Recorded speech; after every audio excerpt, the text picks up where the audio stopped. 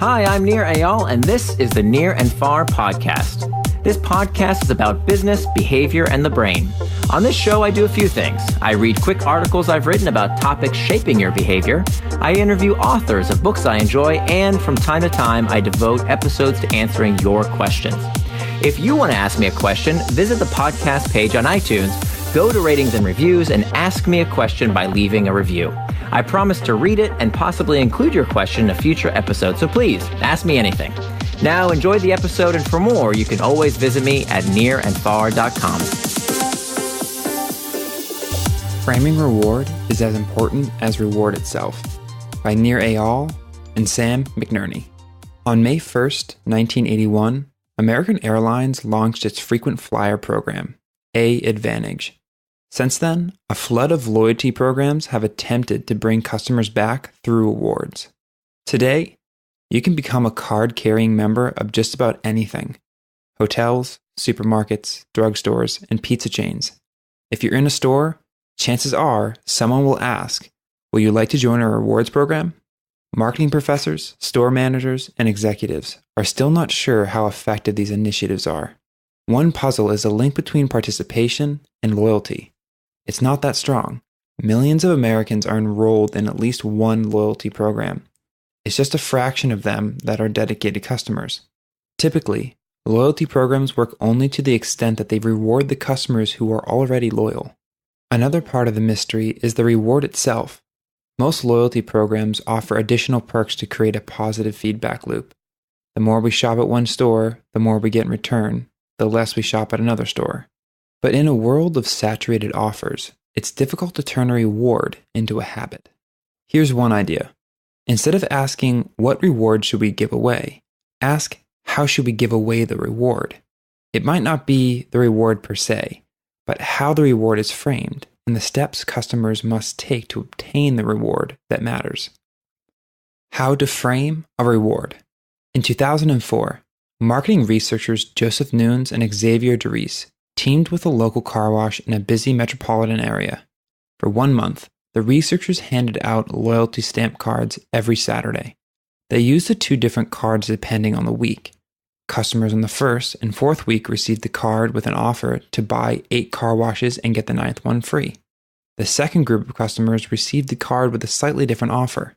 They were awarded 1 free wash for every 10 purchases, but they were also gifted 2 free credits.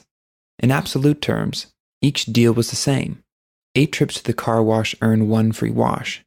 Yet twice as many people in the second condition completed the stamp card, having earned 2 free credits. The feeling of progress nudged them to return. Nunes and Derice termed this tendency as the endowed progress effect. We're more committed to completing a goal when we have made some progress. How to frame progress. PayPal illustrates how complete my profile is with an easy-to-digest visual.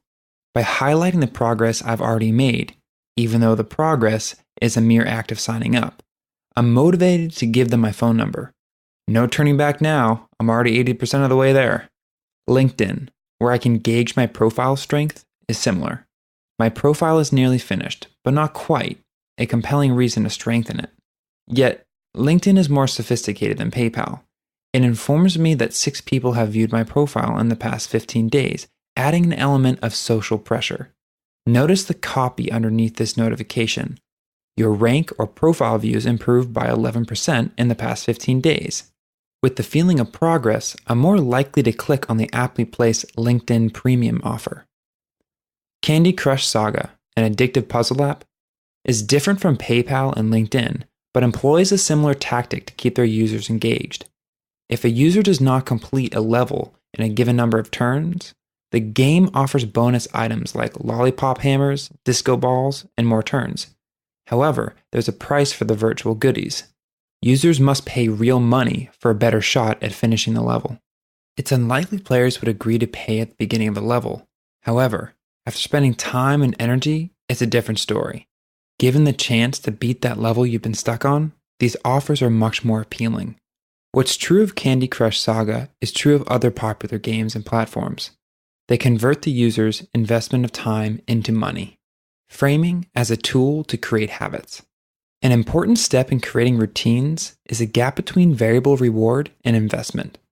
Variable rewards, like new tweets, specials at a restaurant, and deals at a retail outlet, keep us coming back for more, but they don't necessarily lead to investment unless the product is designed to get the user to put something of value into the service. The variable reward on LinkedIn, for example, is the newsfeed and the notifications. Investment occurs when the user updates his profile, makes connections, and purchases LinkedIn Premium. Smart framing can convince users to invest further in the experience, making it more likely for them to return. It's a subtle but psychologically powerful maneuver. Instead of trying to persuade customers to invest in a product or service, why not show them what they've already invested? Loyalty programs, in contrast, typically attract customers by offering better prices or superior products. Spend $100 and get $10 off, or become a Platinum Elite member and get a free upgrade. Are two different examples, yet focusing on what the customer can acquire instead of the time and money they've already spent could be one reason these programs are ineffective. The trick is not strengthening the link between use and loyalty with better deals. It's reinforcing the perceived relationship between use and loyalty. That starts with smart framing. Thanks for listening to this episode of the Near and Far podcast. You can always find more at my blog, nearandfar.com. And don't forget, if you have a question you'd like me to explore in a future episode, leave me your question in the form of a review for the podcast on iTunes.